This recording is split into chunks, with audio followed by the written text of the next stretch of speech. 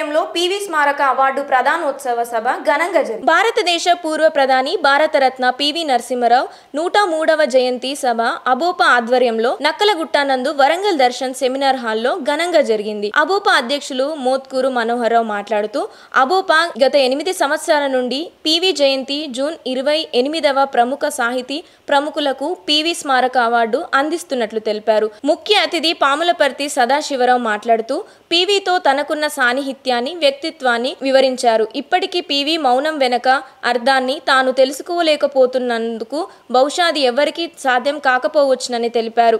ఆచార్య Ailayya PV రాజకీయ సాహిత్య వైభవాన్ని వివరించారు.